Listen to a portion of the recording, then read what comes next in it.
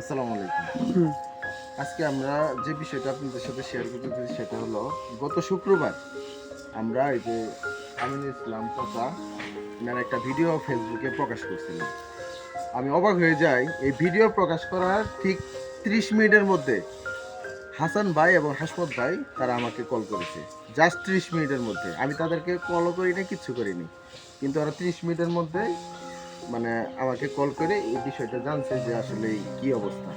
তারপরে আরো জানতে পারলাম যে আমাদের যে নবনির্বাচিত সংসদ সদস্য আলহাজ সুলতান মোহাম্মদ বাবু মহোদয়, ওনার যে সুযোগ্য কন্যা বিনতি আন্টি এই বিষয়টা জানার পরে হাসমত ভাই এবং হাসান ভাইকে মানে তাদের পাশে দাঁড়াইতে বলছে।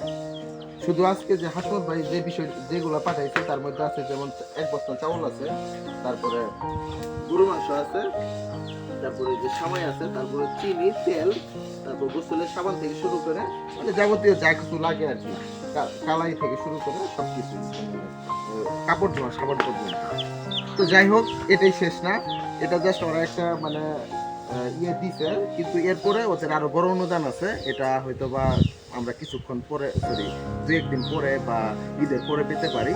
তবে এনার জন্য হাসমত ভাই আর হাসান ভাই তারা হয়তো বা মানে ঈদের পরে তাকে একটা মাসিক ভাও কিছু একটা ব্যবস্থা করে দিবে, এটা মানে তারা আলোচনা করছে।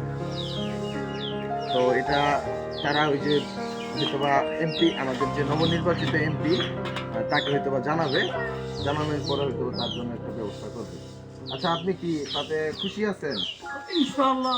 আপনি হাসান ভাই, হাসমত ভাই এই 2 জনের জন্য দোয়া করবেন, এমনকি আমাদের যে নবনির্বাচিত এমপি মহোদয় আলহাজ সুলতান মোহাম্মদ বাবু ভাই এবং তার সুযোগ্য কন্যা বিনতি আন্টির জন্য দোয়া করবেন। তিনি আরো ব্যবস্থা করবে, এটাই শেষ না। আপনি হয়তোবা 2-1 দিনের মধ্যে ব্যবস্থা আপনি পেতে পারেন, তবে পাবেন এটা শিওর থাকেন।